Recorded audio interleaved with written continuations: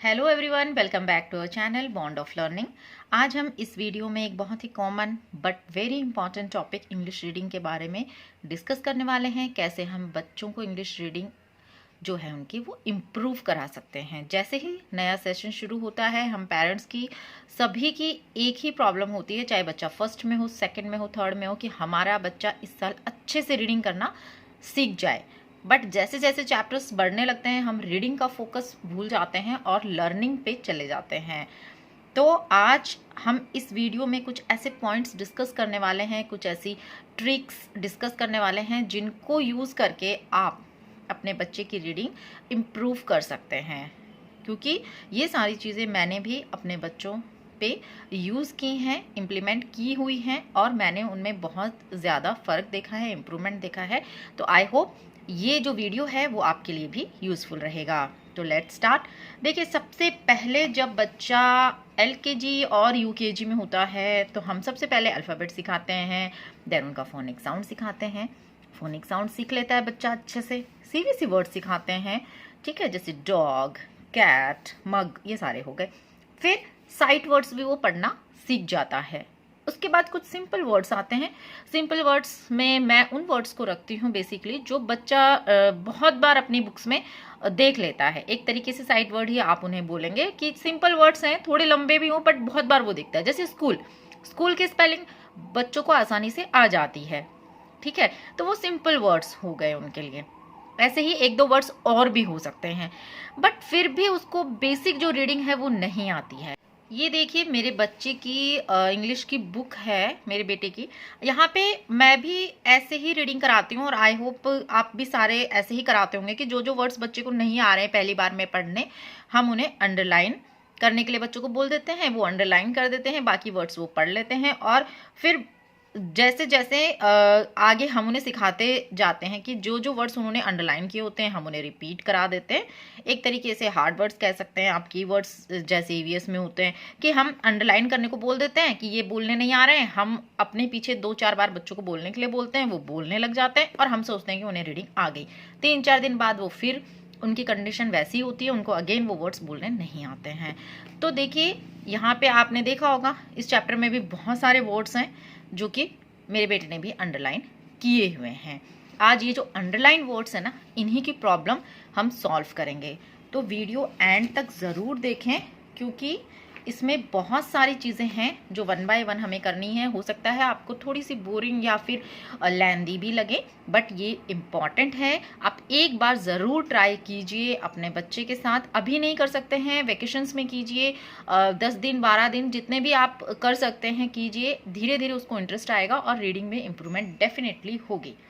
तो देखिए, एक तो आप बच्चों को ब्लेंडिंग सिखाइए, चाहे बच्चा किसी भी स्टैंडर्ड में हो, ब्लेंडिंग्स आनी चाहिए। ब्लेंडिंग्स बहुत सारे बच्चों को नहीं आती हैं, और दैट्स वाई उनकी रीडिंग जो है ना वो फ्लुएंट नहीं हो पाती है।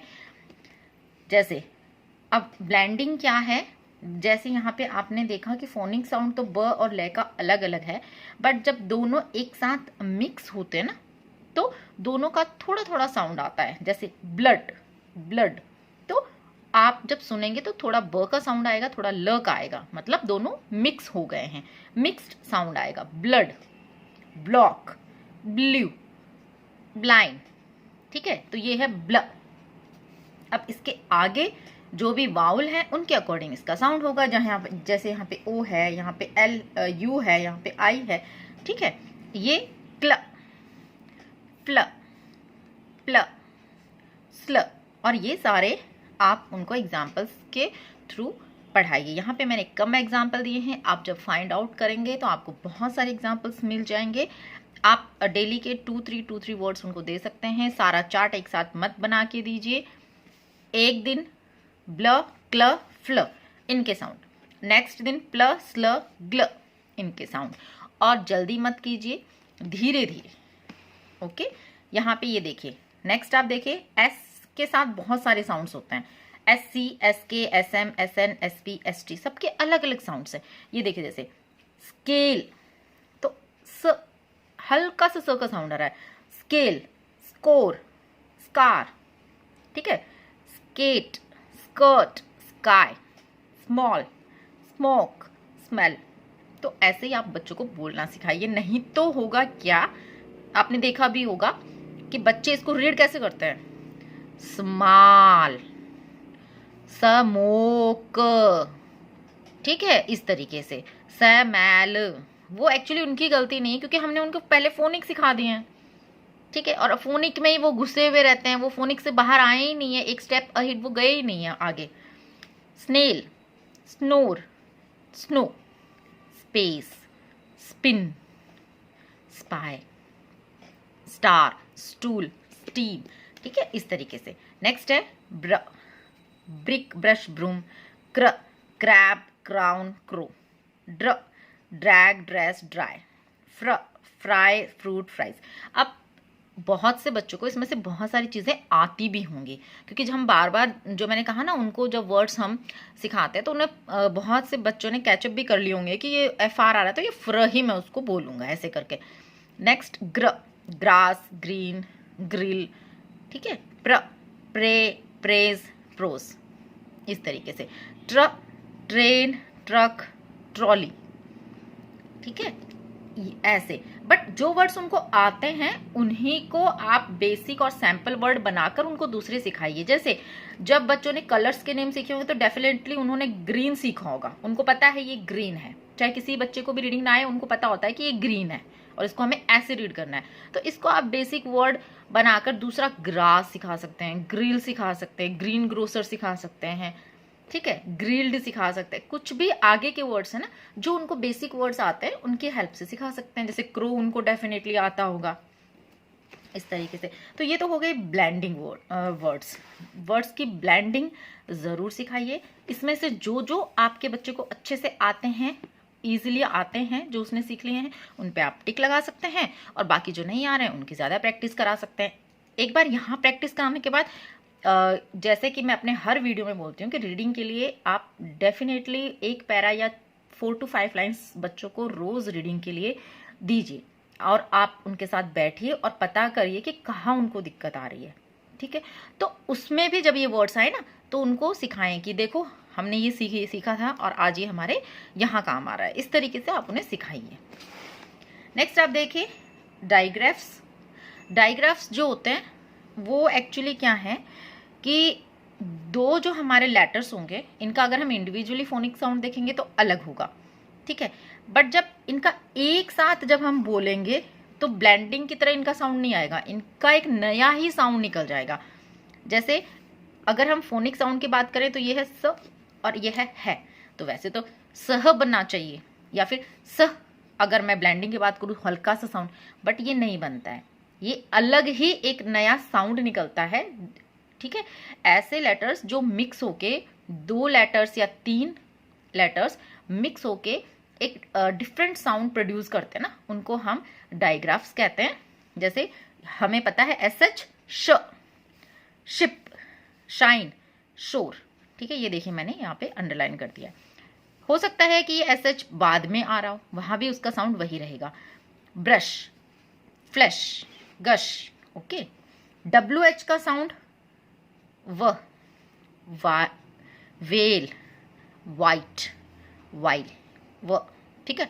TH का साउंड थ, ग्रोथ, बोथ, थिन, ठीक है, थॉट, मोथ, थीफ। नेक्स्ट आप देखिए CH च, chair, cherry, cheer, church, child. Next देखिए PH का साउंड होता है फ, फोन, फार्मेसी, फोटो, डॉल्फिन।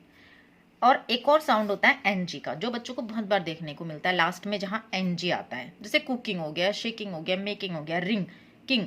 तो ये अंग का जो साउंड है ना, अंग, ये भी आना चाहिए, ये भी आप सिखाइए कि जहां भी ING आएगा वो अंग होगा। जैसे कि बच्चे बहुत बार जब एक जैसे वर्ड्स रीड करते हैं तो उनको पता होता है कि TION जहाँ आता है ना, इसका साउंड शन होता है, वो सीख लेते हैं। वैसे ही NG का भी उन्हें साउंड आना चाहिए कि इंग होता है।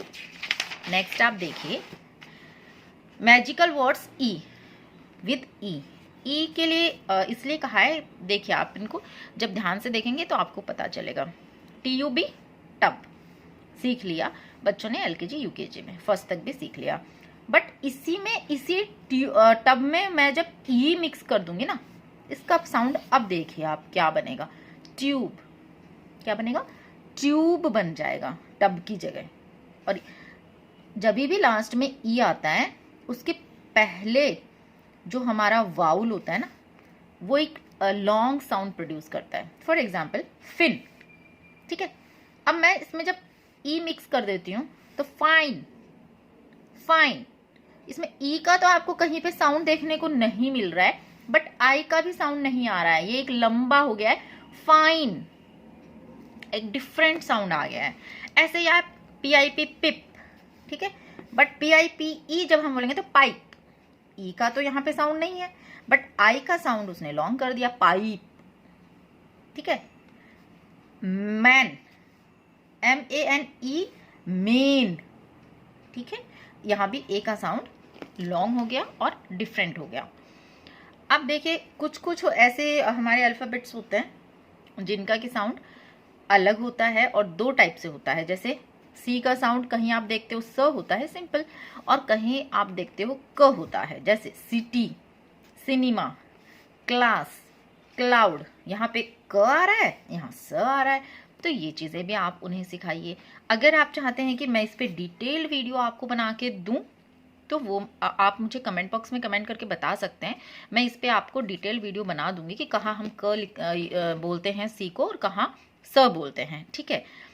नेक्स्ट आप देखिए वर्ड ब्रेकिंग। ये हमारा पहले जो हम करते थे, और सबसे जो आप कह सकते हो एंशिएंट टाइम का, जो हम सब ने अपने स्कूल टाइम्स में यूज़ किया है और अभी भी चल रहा है और आगे भी चलेगा, कि वर्ड को हमें ब्रेक कर देना है। जो लंबा वर्ड दिखे, बच्चे क्या करते हैं कि बड़ा वर्ड देख के डर जाते हैं और रीडिंग करने से पीछे सरकने लगते हैं, या फिर उस चैप्टर में ही इंटरेस्ट नहीं लेते हैं। कोई बात नहीं, बड़ा वर्ड है, कोई बात नहीं, हम उसे तोड़ेंगे। Edu, education, education. Photographer, photographer. Greater, greater. ER आ रहा है लास्ट में, अर होगा। ER आ रहा है, अर होगा, क्योंकि PH तो फ हमने सीख लिया। TION आ रहा है, शन होगा, इस टाइप से, ठीक है। अगर बच्चे इतना भी सीख लेते हैं तो आप मान के चलिए कि उनकी जो रीडिंग की प्रॉब्लम है वो काफ़ी हद तक सॉल्व हो जाएगी, जहां बच्चे रीडिंग में अटकते हैं। तो ये था आज का हमारा reading based video. I hope आपको अच्छा लगा होगा, डेफिनेटली आपके लिए यूजफुल रहा होगा।